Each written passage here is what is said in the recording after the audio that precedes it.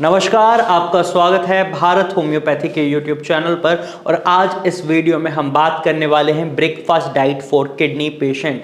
अगर आप किडनी रोगी हैं, आपकी किडनी में किसी भी तरीके की समस्या बन गई है, तो ऐसे में आपको अपने सुबह के नाश्ते में किन चीज़ों को शामिल करना चाहिए, ये वीडियो इसी बारे में आपको बताएगी। और ये वीडियो बनाने का पर्पज़ मेनली यही है कि बहुत किडनी रोगी हैं जो कंफ्यूज्ड रहते हैं अपनी डाइट को लेकर। उन्हें सिर्फ और सिर्फ ये लगता है कि उनकी डाइट में घिया, तोरई, परवल इस तरीके की सब्जियां हैं और वो कई बार बहुत ज़्यादा बोर हो जाते हैं अपने खाने को लेकर। तो आज इस वीडियो में मैं आपको बहुत ही ऑप्शंस देने वाला हूँ जिनकी मदद से आप अपने क्रिएटिनिन लेवल को भी मैनेज कर सकते हैं, यूरिया लेवल को भी मैनेज रख सकते हैं और शरीर में सोडियम और पोटेशियम के लेवल को भी मेंटेन रख सकते हैं, इन्हें बढ़ने से रोक सकते हैं। और अगर आप ऐसा कर लेते हैं तो आप अपनी किडनी के फंक्शंस को इंप्रूव कर सकते हैं एक अच्छे से ट्रीटमेंट के साथ। क्रिएटिनिन लेवल बढ़ने से रोक लिया तो डायलिसिस से बच गए, किडनी ट्रांसप्लांट से बच गए, सबसे जरूरी बात। तो चलिए जान लेते हैं ब्रेकफास्ट डाइट में ऐसे कौन से ऑप्शन हैं। तो इसमें सबसे पहला ऑप्शन आता है आपका साबूदाने की खिचड़ी या साबूदाने की खीर। अब खीर और खिचड़ी डिपेंड करती है पेशेंट की कंडीशन पर। अगर आप डायबिटिक पेशेंट हैं तो आप साबूदाने की खिचड़ी खा सकते हैं, लेकिन वहीं अगर आप डायबिटिक पेशेंट है तो आप साबूदाने की खीर नहीं खा सकते हैं, क्योंकि इससे आपकी डायबिटीज़ बढ़ सकती है। अब आप जब साबूदाने की खिचड़ी बनाकर खा रहे हैं तो यहाँ पर आपको एक बात का खास ख्याल रखना है कि आप जो नमक का इस्तेमाल कर रहे हैं वो सेंधा नमक हो, नॉर्मल नमक ना हो और बहुत ही कम मात्रा में हो। इसके साथ साथ आप इसके अंदर सब्जियाँ भी डाल सकते हैं, जैसे गाजर, मूली, प्याज, इस तरीके की सब्जी डाल सकते हैं। आलू को आपको अवॉइड ही करना होगा। दूसरा ऑप्शन है आपका दलिया। इसमें भी आपके पास दो ऑप्शन रहते हैं, एक आपका मीठा दलिया होता है यानी दूध वाला दलिया, दूसरा होता है आपका नमकीन दलिया जिसे हम वेजीज दलिया भी बोल देते हैं, जिसके अंदर आप सब्जियां डाल सकते हैं जैसे घिया, तोरई, परवल, इस तरीके की सब्जियां, प्याज डाल सकते हैं। लेकिन यहाँ पर आपको इसी बात का खास ख्याल रखना होता है, अगर आपका ब्लड प्रेशर बढ़ा हुआ है तो आप नमकीन दलिया नहीं खाएंगे।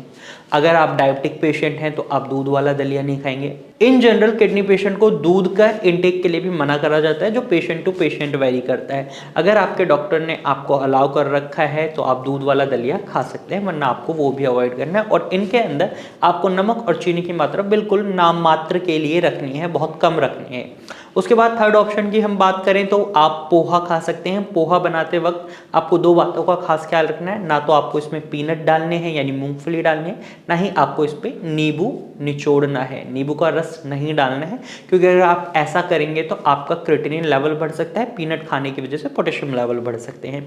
नंबर फोर्थ ऑप्शन आपका रहता है ब्रेड, ब्राउन ब्रेड। आप ब्राउन ब्रेड ले सकते हैं, ब्राउन ब्रेड के सैंडविच बनाकर खा सकते हैं। इसके अंदर आपको याद रखना है कि आपको मेयोनीज का इस्तेमाल नहीं करना है, किसी तरीके के जैम का इस्तेमाल नहीं करना है। आप गाजर, मूली, प्याज, इस तरीके की सब्जियों का इस्तेमाल कर सकते हैं। इसके साथ साथ आपके पास ब्रेकफास्ट में कई और ऑप्शंस भी बच जाते हैं, जैसे आप सूजी का चीला खा सकते हैं, सूजी की इडली बनाकर खा सकते हैं। वहीं आप चावल की इडली भी खा सकते हैं और बेसन का चीला भी खा सकते हैं, लेकिन सूजी का चीला आपके लिए ज़्यादा अच्छा रहेगा, ये ईजी टू डाइजेस्ट रहता है। उसके बाद अगला ऑप्शन आपके लिए रहता है उपमा, और आप इवन डोसा भी बनाकर खा सकते हैं। लेकिन आपको एक बात का खास ख्याल रखना है, जब आप इडली खाते हैं या डोसा खाते हैं आपको सांभर का इस्तेमाल नहीं करना है, क्योंकि उसके अंदर टमाटर की मात्रा होती है। खट्टे फल और खट्टी सब्जियां किडनी रोगियों को खाने के लिए मना करा जाता है, और इस पर मैं ऑलरेडी एक वीडियो बना चुका हूँ, आप उस वीडियो को भी देख सकते हैं। इसके बाद आपके पास एक और ऑप्शन रहता है स्टफ्ड रोटी और स्टफ्ड पराठा। स्टफ्ड पराठे में आप गाजर, मूली, प्याज का इस्तेमाल कर सकते हैं, आलू का इस्तेमाल नहीं करना है। जिन सब्जियों में पोटेशियम लेवल कम होता है, फाइबर की मात्रा ज़्यादा होती है, आप उन सभी सब्जियों को अपने पराठे और रोटी में स्टफ्ड कर सकते हैं। यहाँ पर बस आपको इसी बात का खास ख्याल रखना है कि उनके अंदर पोटेशियम की मात्रा कम हो। और आफ्टर लीचिंग प्रोसेस आप कुछ सब्जियों का और इस्तेमाल कर सकते हैं अगर आपका पोटेशियम लेवल रिपोर्ट्स में नॉर्मल आ रहा है। तो आप कम पोटेशियम वाली सब्जियों को स्टफ कर सकते हैं अपने पराठे और रोटी में। यहाँ पर अगर आप पराठा बना रहे हैं तो आपको एक बात का खास ख्याल रखना है कि आप ऑलिव ऑयल का इस्तेमाल करें या फिर देसी घी का, बहुत ही सीमित मात्रा में करें, ज़्यादा मात्रा में उनका भी इस्तेमाल नहीं करना है।